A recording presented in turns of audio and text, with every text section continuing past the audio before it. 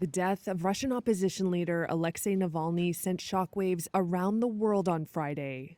Putin is a murderer! In Berlin, people chanted, "Putin is a killer," Alexei Navalny. blaming the Russian president for the death of his most formidable opponent. Vigils and protests sprung up in other major cities, too. Только слезы и шок.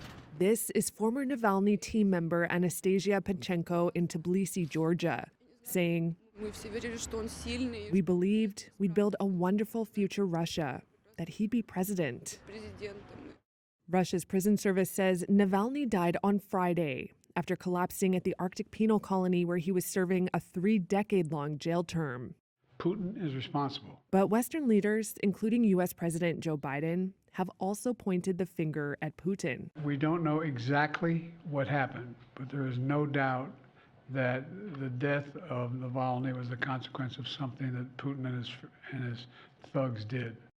To supporters, Navalny represented an alternative future for Russia, where Putin has served as the country's paramount leader longer than anyone since Joseph Stalin. To the Kremlin, he was a CIA stooge and troublemaker out to topple the authorities. Putin never mentioned him by name. It will have a chilling effect. Experts like Keir Giles at Chatham House say his death deprives Russia's opposition of a leader and hope. It's very hard to see who else would fill the role of Navalny, controversial though it was. He has been treated as a figurehead for the Russian opposition.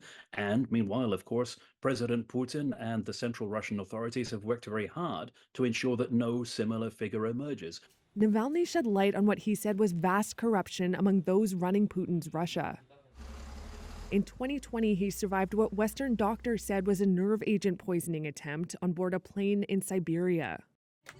He returned to Russia from Germany in 2021, gaining the admiration of Russia's fractured opposition.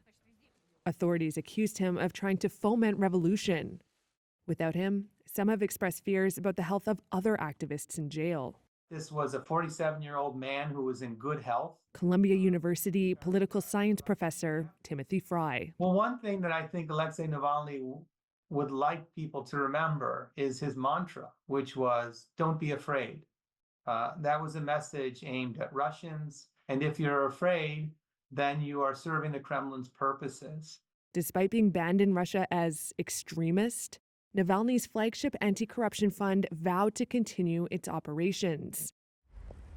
In Russia, officials warned people against participating in a mass protest in Moscow. Some were detained there, as well as in St. Petersburg.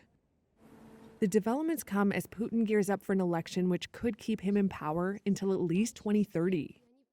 Opposition groups have described the vote as an anointment.